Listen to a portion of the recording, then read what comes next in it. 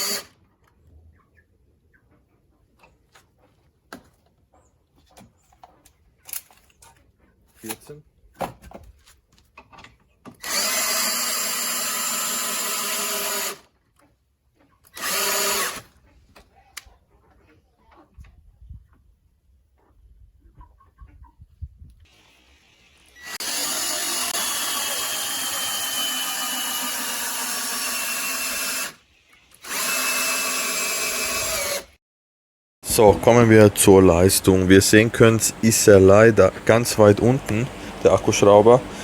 Ja, es ist halt nicht auf dem Niveau von den anderen, das muss man wirklich sagen. Aber ja, was soll man dazu noch sagen? Er ist halt relativ weit unten, aber er hat wenigstens alle Größen geschafft und er hat es überlebt, ohne überlastet zu werden, ohne zu rauchen, ohne nichts. Also man kann ihn schon belasten. Der ist so eingestellt, dass der nicht überlastet werden kann, also die Form, dass er dann stirbt. So, da haben wir das Gewicht. Das Gewicht ist am unteren Ende 1200 Gramm, aber wer die Leistung nicht braucht, dann ist es vollkommen in Ordnung, dann passt es schon, dann würde ich auch einen leichteren nehmen. So, Drehmoment kann man sagen, ist sehr, sehr niedrig mit 14 Newtonmeter. Ist halt auf dem, also wirklich komplett unten.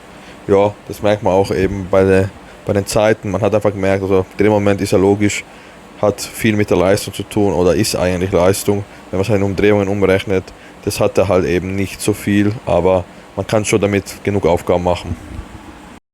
So, zur Lautstärke. Die Lautstärke kann man sagen, ja, ist halt für einen Bürstenmotor typisch. Immer relativ leise, das gefällt mir wirklich sehr, sehr gut. Also ich liebe Akkuschrauber mit Bürstenmotoren, die sind einfach so angenehm zum Hören und die Leistung reicht in den meisten Fällen aus. Und wenn man eine gute Schutzabschaltung hat, Überlastungsschutz, dann passiert dem Motor normalerweise auch nichts und sollte relativ lange halten. Von daher bin ich eigentlich ein relativ großer Fan von Akkuschrauber mit Bürstenmotoren, vor allem wenn man keine extreme Leistung braucht und eine gescheite Schutzabschaltung vorhanden ist. Als Preis habe ich ihn gefunden, ich weiß nicht mehr genau auf welcher Seite, aber 170 mit 2 Akkus und am Ladegerät, ich glaube Bauhaus, glaube ich, oder Hornbach.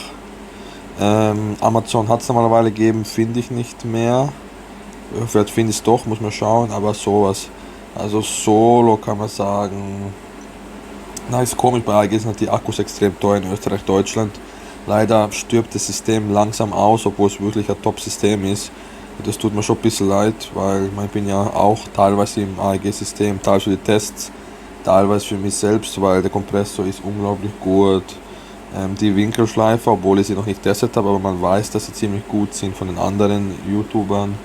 Dann, ja, die Akkuschrauber seien sehr gut, die kompakten, der Subcompact, auch die mittelgroßen. Der ganz große ist nicht so gut, den anderen, den neuesten muss ich noch testen, aber der scheint extrem gut auch zu sein. Und was will ich dazu sagen? Eigentlich ist es ein sehr, sehr gutes Akkusystem. Der Kompressor ist ja der beste kompakte, kann man sagen.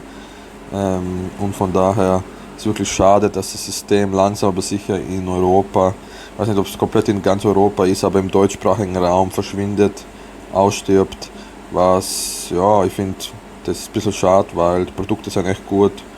Bohrhammer habe ich noch nicht getestet, muss ich mal anschauen. Winkelschleifer habe ich noch nicht, aber das haben wir gesehen. Ja, seien auch eigentlich alles obere Mittelklasse mindestens die Geräte in den meisten Fällen. Klar, der ist jetzt nicht obere Mittelklasse, der ist Einsteigerklasse, aber trotzdem im Prinzip hat man wirklich Top-Geräte bei AEG und eine sehr gute Garantie.